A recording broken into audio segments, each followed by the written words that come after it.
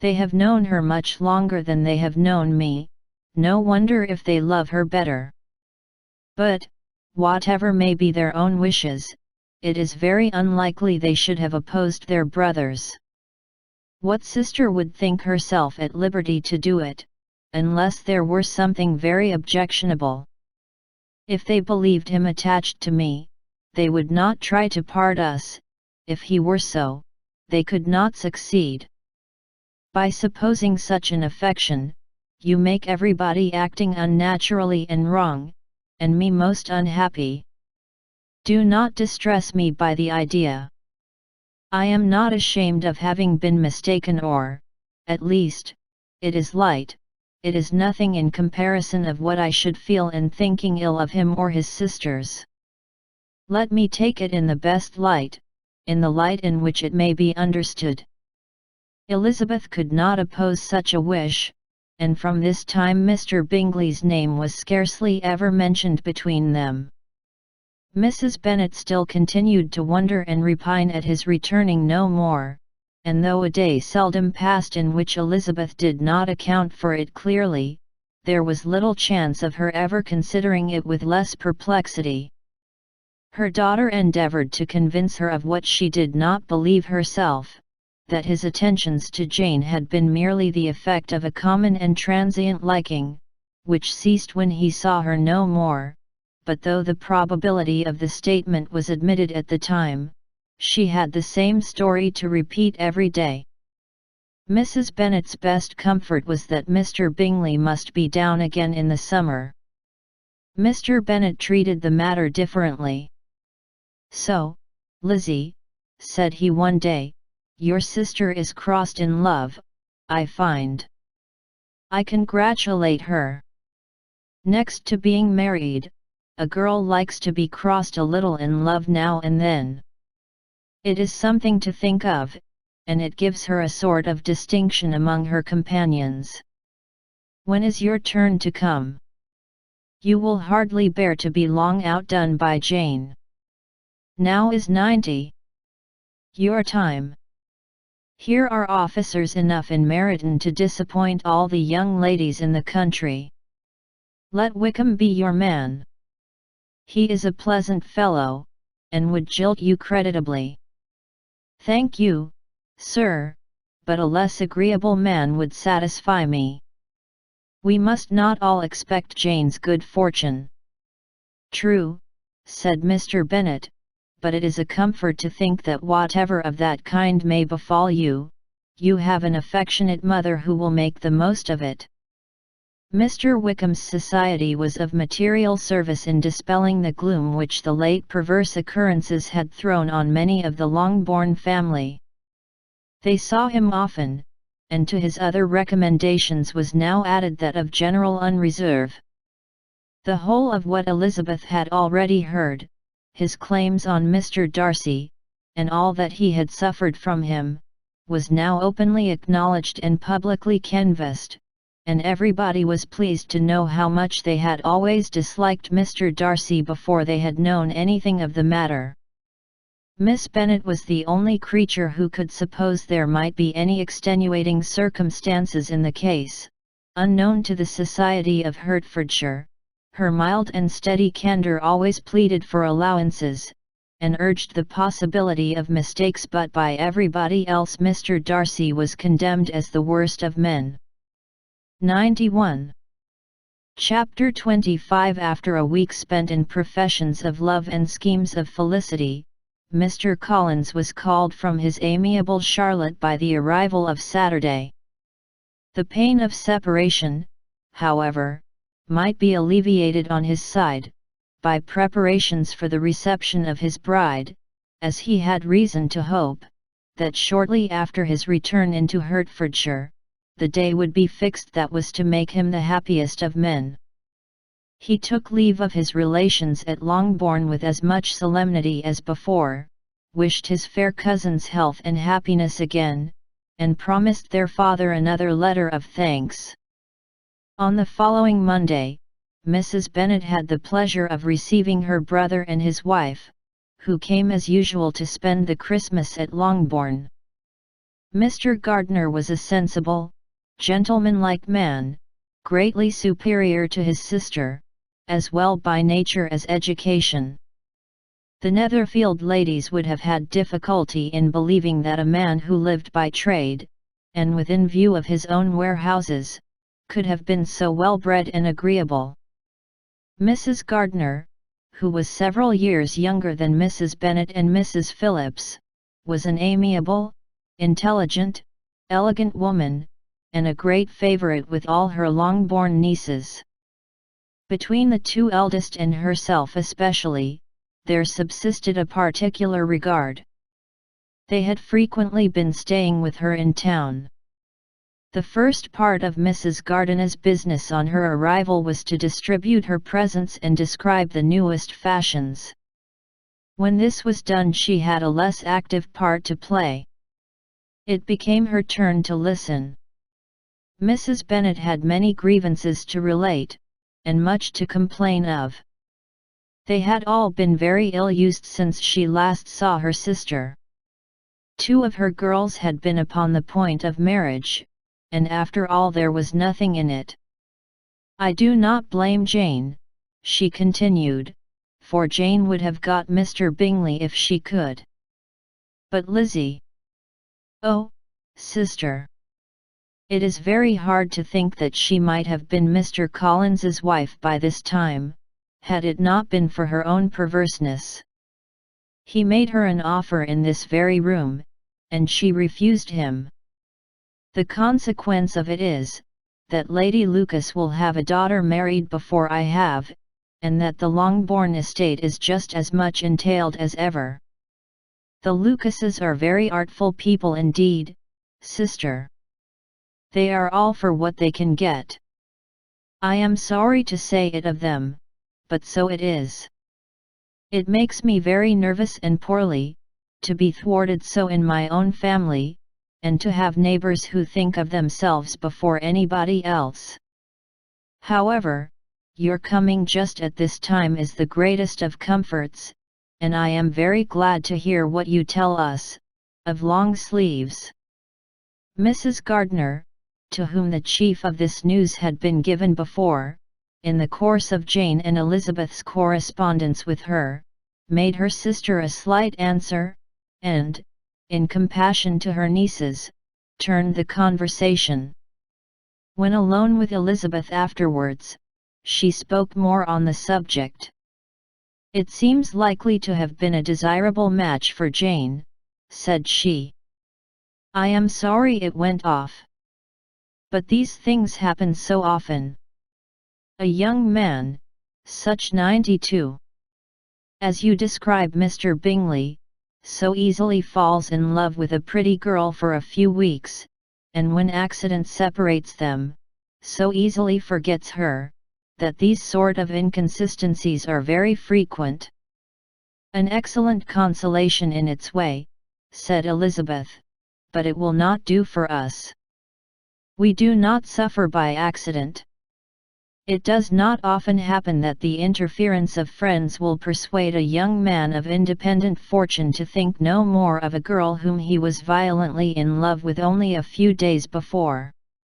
But that expression of violently in love is so hackneyed, so doubtful, so indefinite, that it gives me very little idea. It is as often applied to feelings which arise from a half-hour's acquaintance, as to a real, strong attachment. Pray, how violent was Mr. Bingley's love? I never saw a more promising inclination. He was growing quite inattentive to other people, and wholly engrossed by her. Every time they met, it was more decided and remarkable. At his own ball he offended 2 or 3 young ladies, by not asking them to dance, and I spoke to him twice myself, without receiving an answer. Could there be finer symptoms? Is not general incivility the very essence of love? Oh, yes, of that kind of love which I suppose him to have felt. Poor Jane! I am sorry for her, because, with her disposition, she may not get over it immediately. It had better have happened to you, Lizzie, you would have laughed yourself out of it sooner. But do you think she would be prevailed upon to go back with us? Change of scene might be of service, and perhaps a little relief from home may be as useful as anything. Elizabeth was exceedingly pleased with this proposal, and felt persuaded of her sister's ready acquiescence. I hope, added Mrs. Gardiner, that no consideration with regard to this young man will influence her. We live in so different a part of town, all our connections are so different, and, as you well know, we go out so little, that it is very improbable that they should meet at all, unless he really comes to see her. And that is quite impossible, for he is now in the custody of his friend, and Mr. Darcy would no more suffer him to call on Jane in such a part of London. My dear aunt, how could you think of it? Mr. Darcy may perhaps have heard of such a place as Grasachich Street, but he would hardly think a month's ablution enough to cleanse him from its impurities, were he once to enter it, and depend upon it, Mr. Bingley never stirs without him. So much the better. I hope they will not meet at all. But does not Jane correspond with his sister? She will not be able to help calling. She will drop the acquaintance entirely.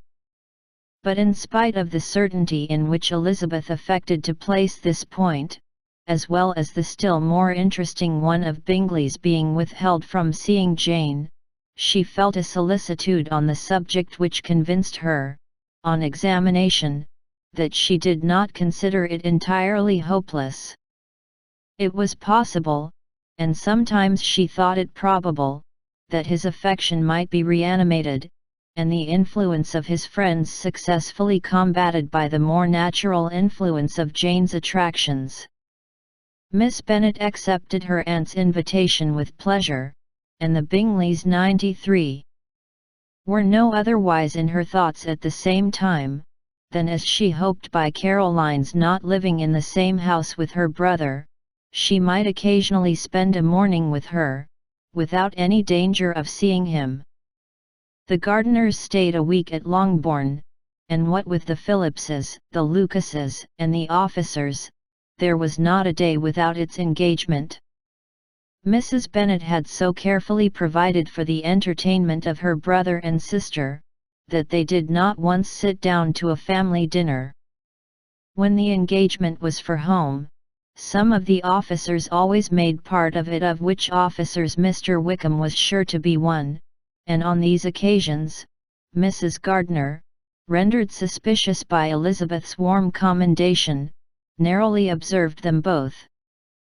Without supposing them, from what she saw, to be very seriously in love, their preference of each other was plain enough to make her a little uneasy, and she resolved to speak to Elizabeth on the subject before she left Hertfordshire, and represent to her the imprudence of encouraging such an attachment. To Mrs. Gardiner, Wickham had one means of affording pleasure, unconnected with his general powers. About 10 or a dozen years ago, before her marriage, she had spent a considerable time in that very part of Derbyshire to which he belonged.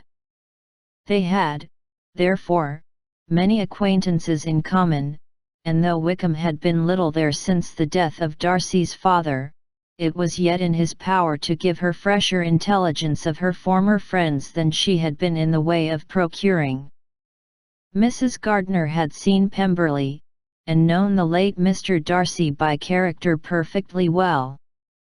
Here consequently was an inexhaustible subject of discourse. In comparing her recollection of Pemberley with the minute description which Wickham could give, and in bestowing her tribute of praise on the character of its late possessor, she was delighting both him and herself.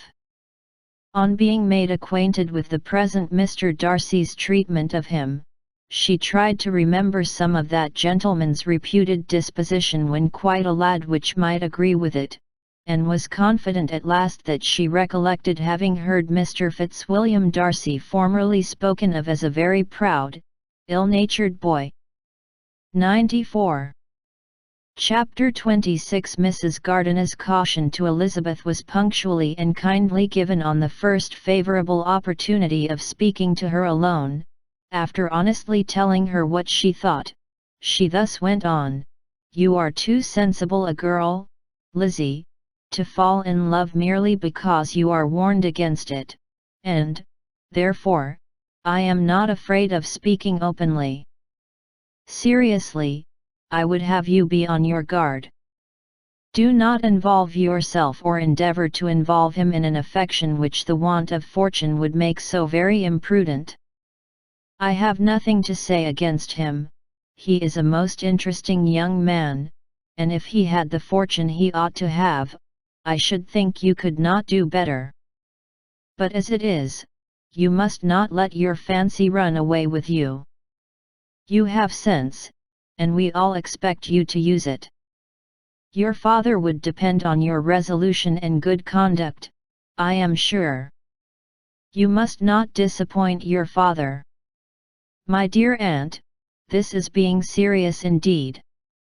"Yes, and I hope to engage you to be serious likewise."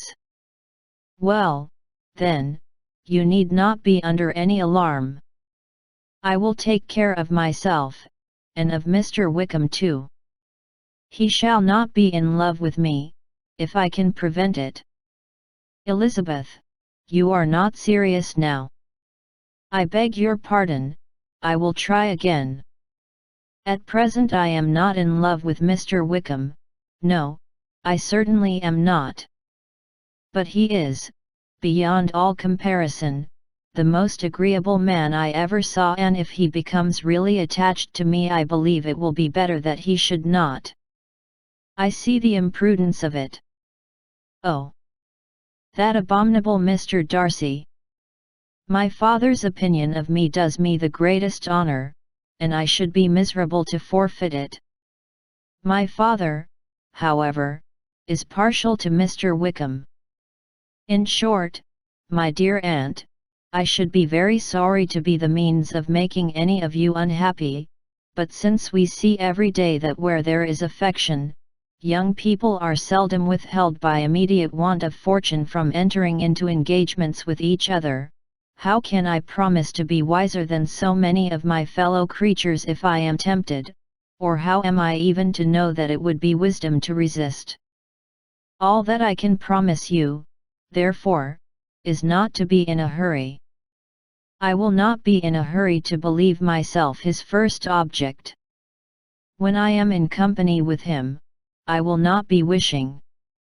In short, I will do my best. Perhaps it will be as well if you discourage his coming here so very often. At least, you should not remind your mother of inviting him." "As I did the other day," said Elizabeth with a conscious smile. "Very true, it will be wise in me to refrain from that. But do not imagine that he is always here so often.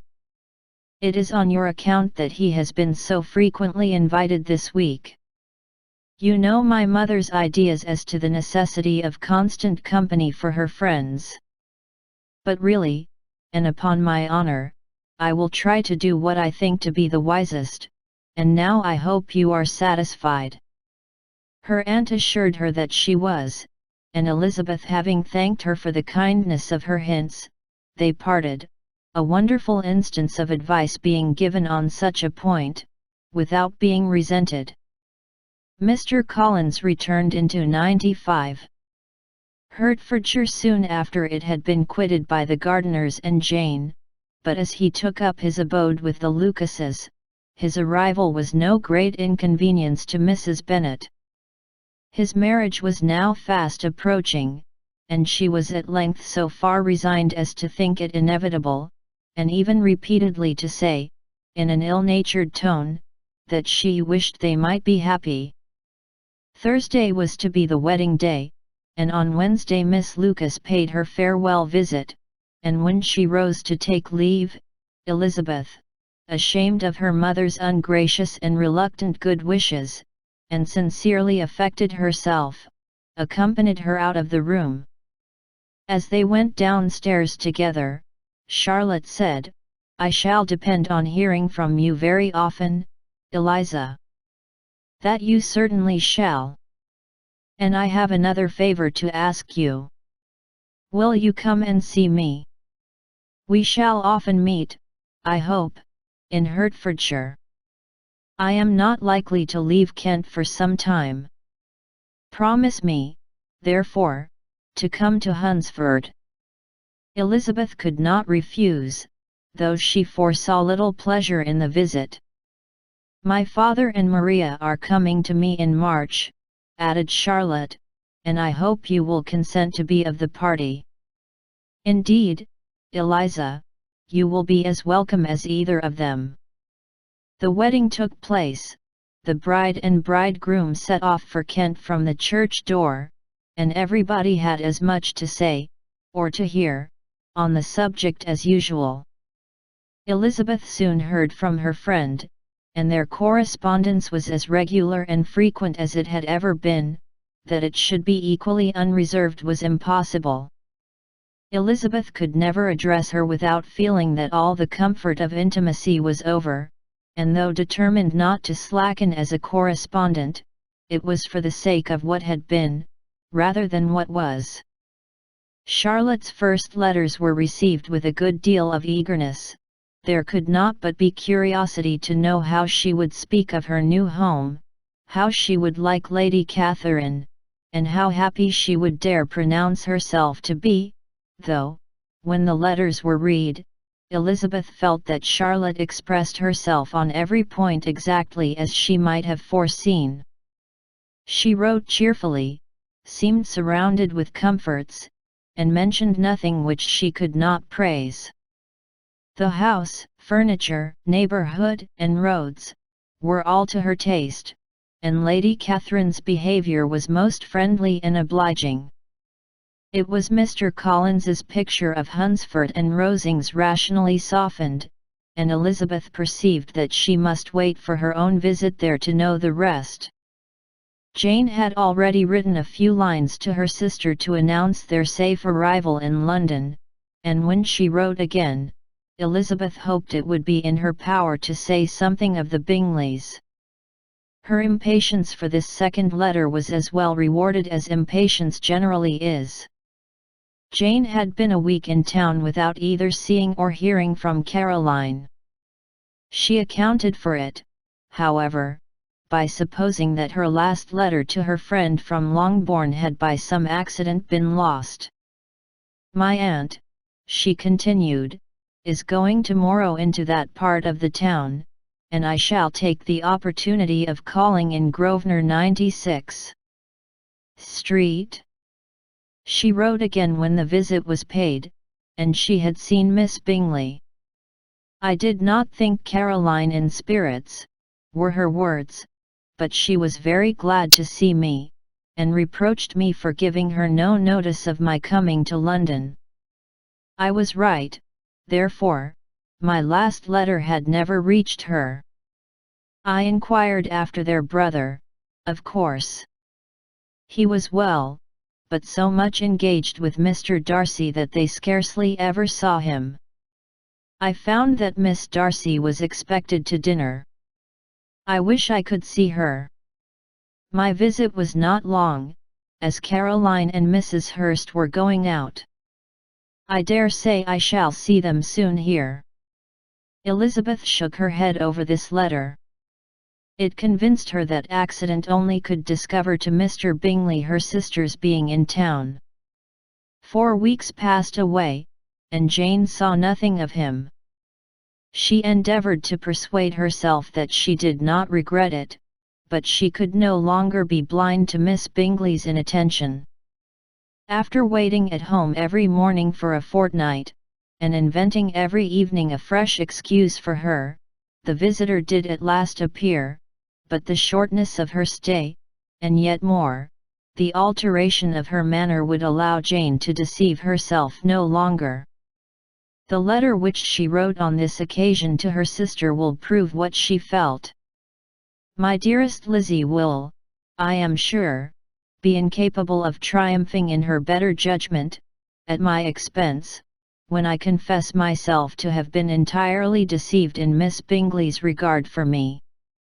But, my dear sister, though the event has proved you right, do not think me obstinate if I still assert that, considering what her behavior was, my confidence was as natural as your suspicion.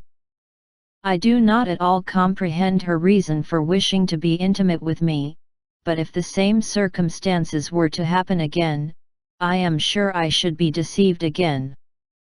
Caroline did not return my visit till yesterday, and not a note, not a line, did I receive in the meantime. When she did come, it was very evident that she had no pleasure in it. She made a slight, formal apology for not calling before, said not a word of wishing to see me again, and was in every respect so altered a creature, that when she went away I was perfectly resolved to continue the acquaintance no longer. I pity, though I cannot help blaming her. She was very wrong in singling me out as she did. I can safely say that every advance to intimacy began on her side. But I pity her, because she must feel that she has been acting wrong, and because I am very sure that anxiety for her brother is the cause of it. Is it not clear enough? Does it not expressly declare that Caroline neither expects nor wishes me to be her sister, that she is perfectly convinced of her brother's indifference, and that if she suspects the nature of my feelings for him, she means, most kindly, to put me on my guard? Can there be any other opinion on the subject? Yes, there can, for mine is totally different. Will you hear it? Most willingly. You shall have it in a few words. Miss Bingley sees that her brother is in love with you, and wants him to marry Miss Darcy. She follows him to town in hope of keeping him there, and tries to persuade you that he does not care about you. Jane shook her head. Indeed, Jane, you ought to believe me. No one who has ever seen you together can doubt his affection. Miss Bingley, I am sure, cannot. She is not such a simpleton. Could she have seen half as much love in Mr. Darcy for herself, she would have ordered her wedding clothes. But the case is this: we are not rich enough or grand enough for them, and she is the more anxious to get Miss Darcy for her brother, from the notion that when there has been one intermarriage, she may have less trouble in achieving a second, in which there is certainly some ingenuity, and I dare say it would succeed, if Miss de Bourgh were out of the way.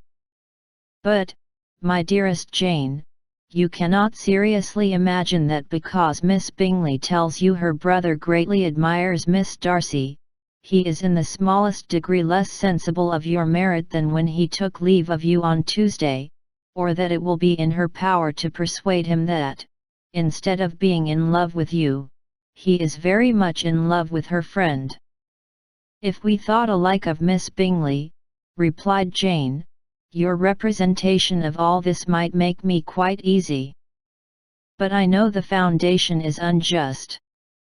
Caroline is incapable of wilfully deceiving anyone, and all that I can hope in this case is that she is deceiving herself. That is right. You could not have started a more happy idea, since you will not take comfort in mine. Believe her to be deceived, by all means. You have now done your duty by her, and must fret no longer. But, my dear sister, can I be happy, even supposing the best, in accepting a man whose sisters and friends are all wishing him to marry elsewhere? You must decide for yourself, said Elizabeth, and if, upon mature deliberation, you find that the misery of disobliging his 2 sisters is more than equivalent to the 79 happiness of being his wife. I advise you by all means to refuse him."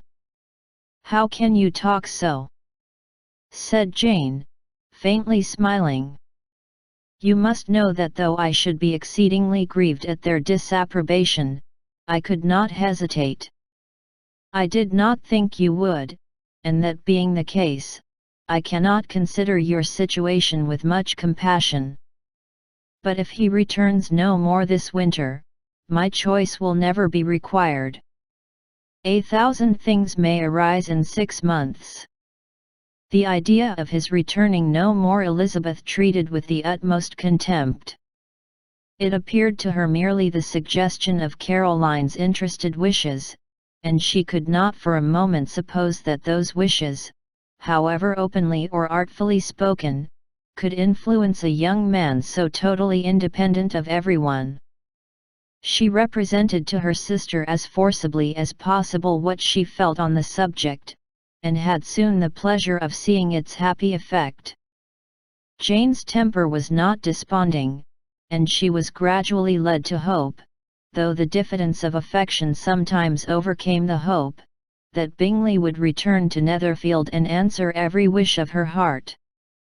They agreed that Mrs. Bennet should only hear of the departure of the family, without being alarmed on the score of the gentleman's conduct, but even this partial communication gave her a great deal of concern, and she bewailed it as exceedingly unlucky that the ladies should happen to go away just as they were all getting so intimate together. After lamenting it, however, at some length, she had the consolation that Mr. Bingley would be soon down again and soon dining at Longbourn, and the conclusion of all was the comfortable declaration, that though he had been invited only to a family dinner, she would take care to have 2 full courses. 80. Chapter 22. The Bennets were engaged to dine with the Lucases, and again during the chief of the day was Miss Lucas so kind as to listen to Mr. Collins. Elizabeth took an opportunity of thanking her. "It keeps him in good humour," said she, "and I am more obliged to you than I can express." Charlotte assured her friend of her satisfaction in being useful, and that it amply repaid her for the little sacrifice of her time. This was very amiable, but Charlotte's kindness extended farther than Elizabeth had any conception of. Its object was nothing else than to secure her from any return of Mr. Collins's addresses, by engaging them towards herself. Such was Miss Lucas's scheme, and appearances were so favourable, that when they parted at night, she would have felt almost secure of success if he had not been to leave Hertfordshire so very soon. But here she did injustice to the fire and independence of his character, for it led him to escape out of Longbourn House the next morning with admirable slyness, and hasten to Lucas Lodge to throw himself at her feet. He was anxious to avoid the notice of his cousins, from a conviction that if they saw him depart, they could not fail to conjecture his design, and he was not willing to have the attempt known till its success might be known likewise, for though feeling almost secure, and with reason, for Charlotte had been tolerably encouraging, he was comparatively diffident since the adventure of Wednesday. His reception, however, was of the most flattering kind. Miss Lucas perceived him from an upper window as he walked towards the house, and instantly set out to meet him accidentally in the lane. But little had she dared to hope that so much love and eloquence awaited her there. In as short a time as Mr. Collins's long speeches would allow, everything was settled between them to the satisfaction of both, and as they entered the house he earnestly entreated her to name the day that was to make him the happiest of men, and though such a solicitation must be waived for the present, the lady felt no inclination to trifle with his happiness. The stupidity with which he was favoured by nature must guard his courtship from any charm that could make a woman wish for its continuance, and Miss Lucas, who accepted him solely from the pure and disinterested desire of an establishment, cared not how soon that establishment were gained. Sir William and Lady Lucas were speedily applied to for their consent, and it was bestowed with a most joyful alacrity. Mr. Collins's present circumstances made it a most eligible match for their daughter, to whom they could give little fortune, and his prospects of future wealth were exceedingly fair. Lady Lucas began directly to calculate, with more interest than the matter had ever excited before, how many years longer Mr. Bennet was likely to live, and Sir William gave it as his decided opinion, that whenever Mr. Collins should be in possession of the Longbourn estate, it would be highly expedient that both he and his wife 81 should make their appearance at St. James's. The whole family, in short, were properly overjoyed on the occasion. The younger girls formed hopes of coming out a year or two sooner than they might otherwise have done, and the boys were relieved from their apprehension of Charlotte's dying an old maid. Charlotte herself was tolerably composed. She had gained her point, and had time to consider of it.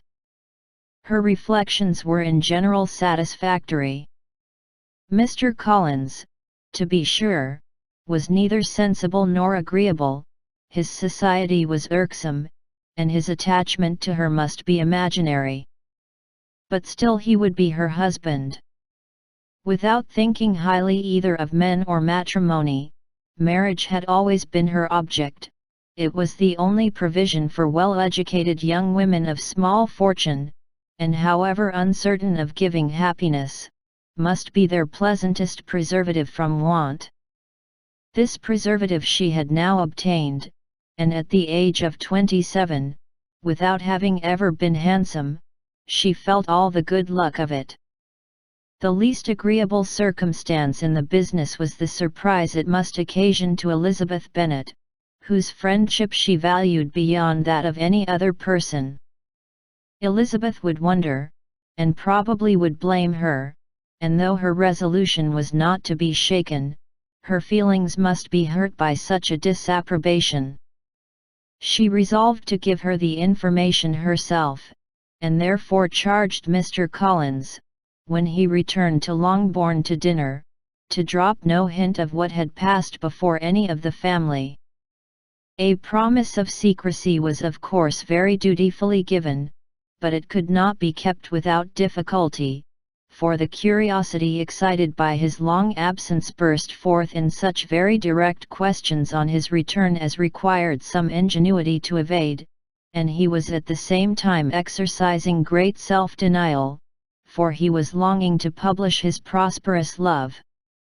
As he was to begin his journey too early on the morrow to see any of the family, the ceremony of leave-taking was performed when the ladies moved for the night, and Mrs. Bennet, with great politeness and cordiality, said how happy they should be to see him at Longbourn again, whenever his engagements might allow him to visit them. "My dear madam," he replied, "this invitation is particularly gratifying, because it is what I have been hoping to receive, and you may be very certain that I shall avail myself of it as soon as possible." They were all astonished, and Mr. Bennet, who could by no means wish for so speedy a return, immediately said, "But is there not danger of Lady Catherine's disapprobation here, my good sir? You had better neglect your relations than run the risk of offending your patroness." "My dear sir," replied Mr. Collins, "I am particularly obliged to you for this friendly caution, and you may depend upon my not taking so material a step without her ladyship's concurrence. You cannot be too much upon your guard. Risk anything rather than her displeasure, and if you find it likely to be raised by your coming to us again, which I should think exceedingly probable, stay quietly at home, and be satisfied that we shall take no offence. Believe me, my dear sir, my gratitude is warmly excited by such 82 affectionate attention, and depend upon it, you will speedily receive from me a letter of thanks for this, and for every other mark of your regard during my stay in Hertfordshire. As for my fair cousins, though my absence may not be long enough to render it necessary, I shall now take the liberty of wishing them health and happiness, not excepting my cousin Elizabeth." With proper civilities the ladies then withdrew, all of them equally surprised that he meditated a quick return. Mrs. Bennet wished to understand by it that he thought of paying his addresses to one of her younger girls, and Mary might have been prevailed on to accept him. She rated his abilities much higher than any of the others. There was a solidity in his reflections which often struck her, and though by no means so clever as herself, she thought that if encouraged to read and improve himself by such an example as hers, he might become a very agreeable companion. But on the following morning, every hope of this kind was done away. Miss Lucas called soon after breakfast, and in a private conference with Elizabeth related the event of the day before. The possibility of Mr. Collins's fancying himself in love with her friend had once occurred to Elizabeth within the last day or two, but that Charlotte could encourage him seemed almost as far from possibility as she could encourage him herself, and her astonishment was consequently so great as to overcome at first the bounds of decorum, and she could not help crying out, "Engaged to Mr. Collins! My dear Charlotte, impossible!"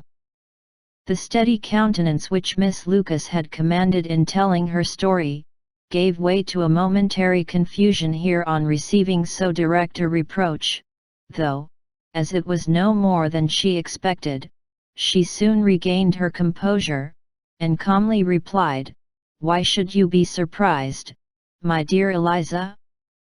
Do you think it incredible that Mr. Collins should be able to procure any woman's good opinion, because he was not so happy as to succeed with you?" But Elizabeth had now recollected herself, and making a strong effort for it, was able to assure with tolerable firmness that the prospect of their relationship was highly grateful to her, and that she wished her all imaginable happiness. "I see what you are feeling," replied Charlotte. "You must be surprised, very much surprised so lately as Mr. Collins was wishing to marry you. But when you have had time to think it over, I hope you will be satisfied with what I have done. I am not romantic, you know, I never was. I ask only a comfortable home, and considering Mr. Collins's character, connection, and situation in life, I am convinced that my chance of happiness with him is as fair as most people can boast on entering the marriage state." Elizabeth quietly answered undoubtedly, and after an awkward pause, they returned to the rest of the family. Charlotte did not stay much longer, and Elizabeth was then left to reflect on what she had heard. It was a long time before she became at all reconciled to the idea of so unsuitable a match. The strangeness of Mr. Collins's making 2 offers of marriage within 3 days was nothing in comparison of his being now 83. Accepted. She had always felt that Charlotte's opinion of matrimony was not exactly like her own, but she had not supposed it to be possible that, when called into action, she would have sacrificed every better feeling to worldly advantage. Charlotte, the wife of Mr. Collins, was a most humiliating picture. And to the pang of a friend disgracing herself and sunk in her esteem, was added the distressing conviction that it was impossible for that friend to be tolerably happy in the lot she had chosen. 84. Chapter 23. Elizabeth was sitting with her mother and sisters, reflecting on what she had heard, and doubting whether she was authorized to mention it, when Sir William Lucas himself appeared, sent by his daughter, to announce her engagement to the family.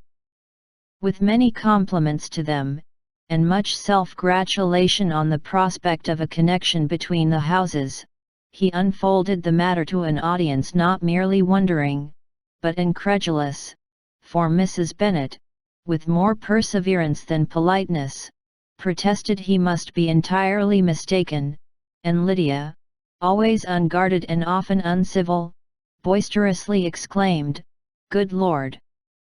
Sir William, how can you tell such a story? Do not you know that Mr. Collins wants to marry Lizzie?" Nothing less than the complaisance of a courtier could have borne without anger such treatment, but Sir William's good breeding carried him through it all, and though he begged leave to be positive as to the truth of his information, he listened to all their impertinence with the most forbearing courtesy.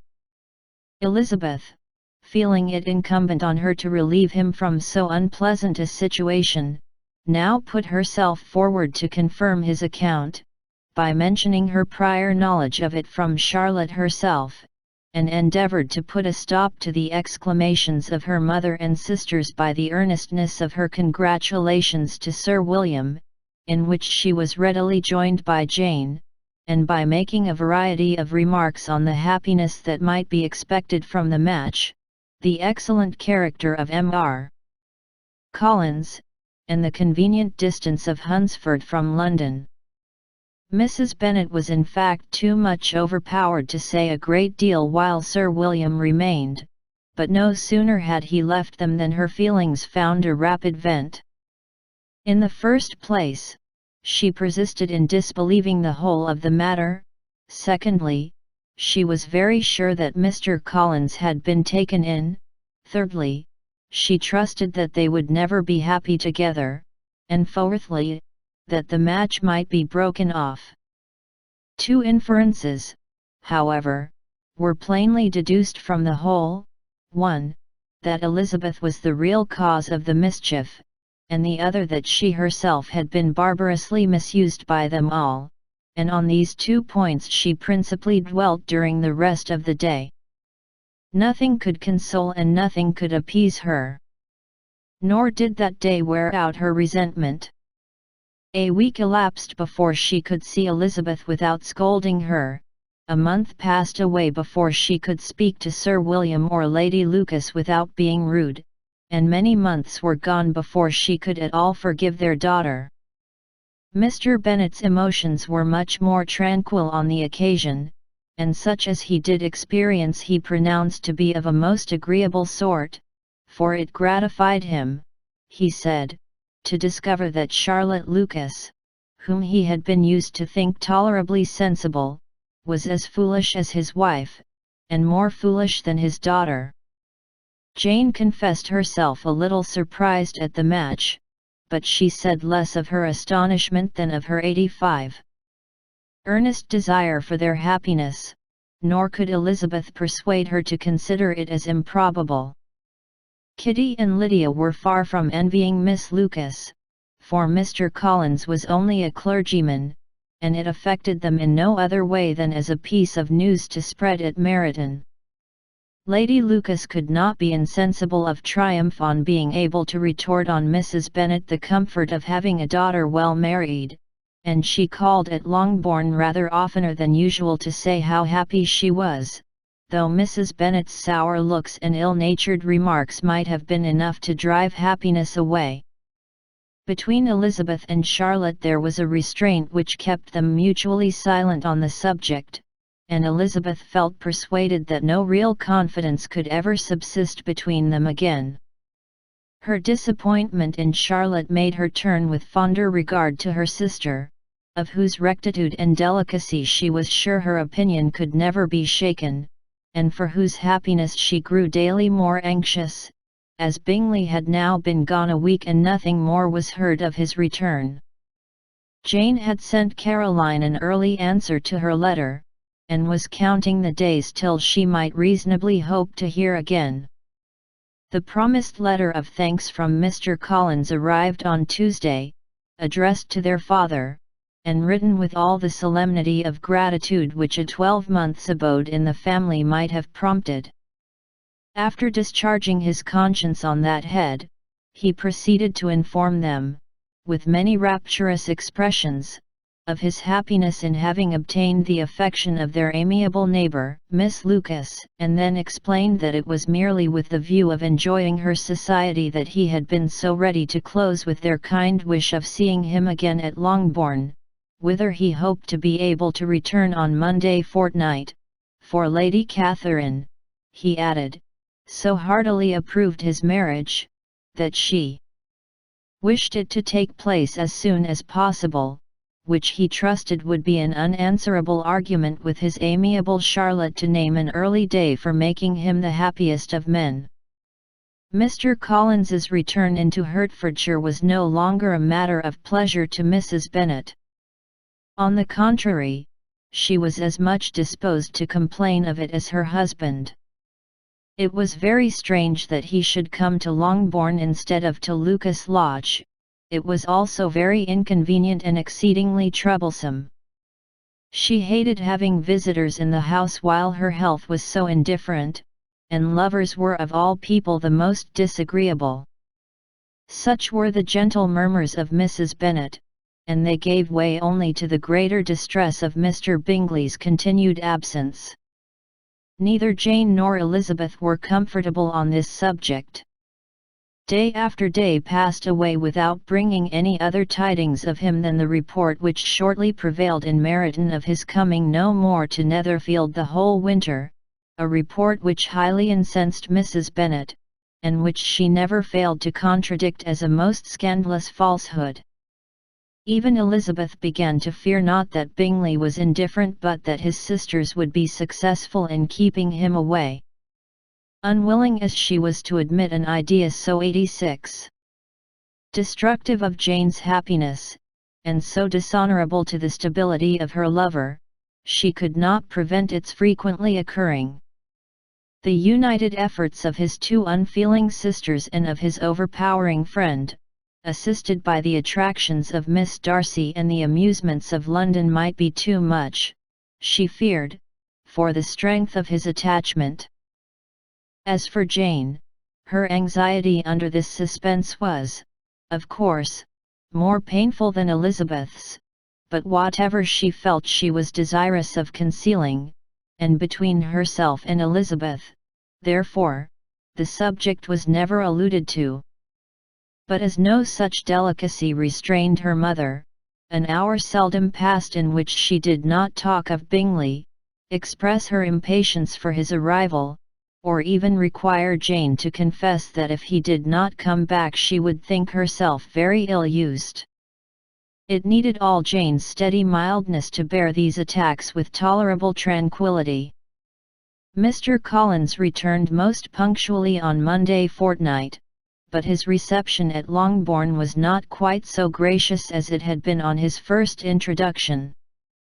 He was too happy, however, to need much attention, and luckily for the others, the business of love-making relieved them from a great deal of his company. The chief of every day was spent by him at Lucas Lodge, and he sometimes returned to Longbourn only in time to make an apology for his absence before the family went to bed. Mrs. Bennet was really in a most pitiable state. The very mention of anything concerning the match threw her into an agony of ill humour, and wherever she went she was sure of hearing it talked of. The sight of Miss Lucas was odious to her. As her successor in that house, she regarded her with jealous abhorrence. Whenever Charlotte came to see them, she concluded her to be anticipating the hour of possession, and whenever she spoke in a low voice to Mr. Collins, was convinced that they were talking of the Longbourn estate, and resolving to turn herself and her daughters out of the house, as soon as Mr. Bennet were dead. She complained bitterly of all this to her husband. "Indeed, Mr. Bennet," said she, "it is very hard to think that Charlotte Lucas should ever be mistress of this house, that I should be forced to make way for her, and live to see her take her place in it. My dear, do not give way to such gloomy thoughts. Let us hope for better things. Let us flatter ourselves that I may be the survivor. This was not very consoling to Mrs. Bennet, and therefore, instead of making any answer, she went on as before. I cannot bear to think that they should have all this estate. If it was not for the entail, I should not mind it. What should not you mind?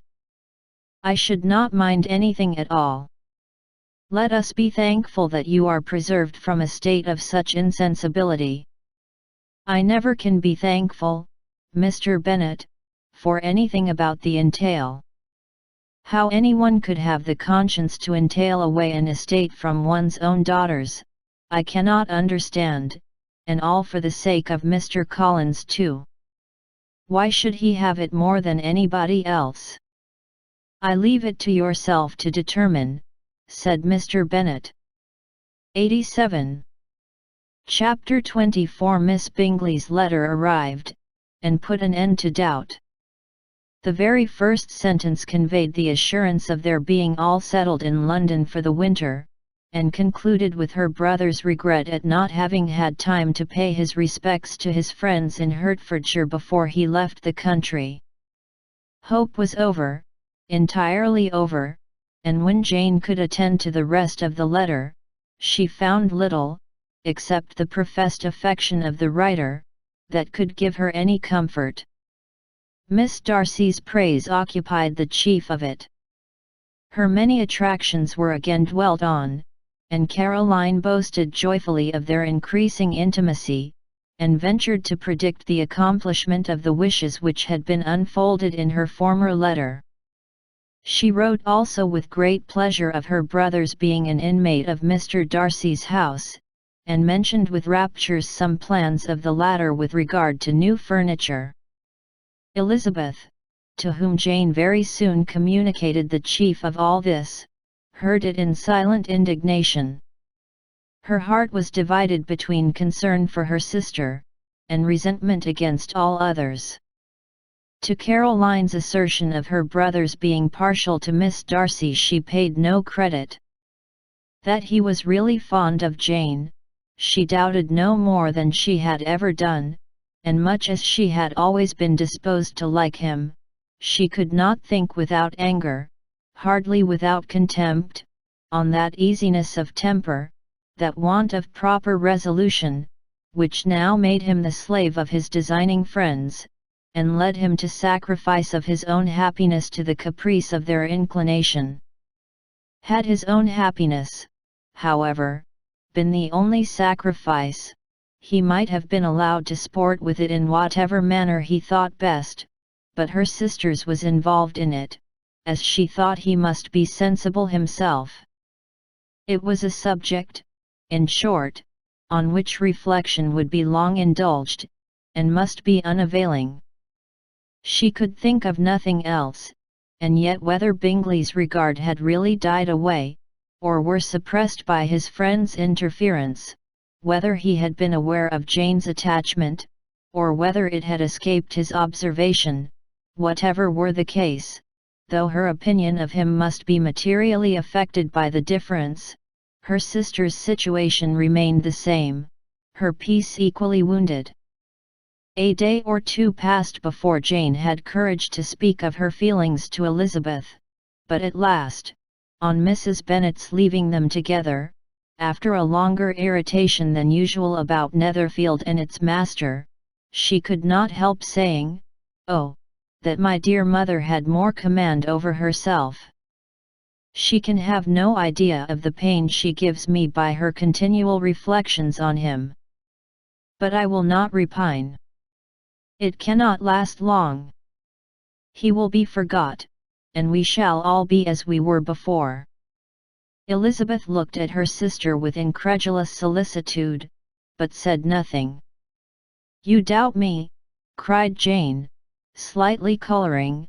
"Indeed, you have no reason. He may live in my memory as the most amiable man of my acquaintance, but that is all. I have nothing either to hope or fear, and 88. Nothing to reproach him with. Thank God! I have not that pain.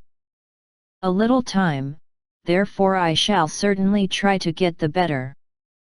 With a stronger voice she soon added, I have this comfort immediately, that it has not been more than an error of fancy on my side, and that it has done no harm to anyone but myself.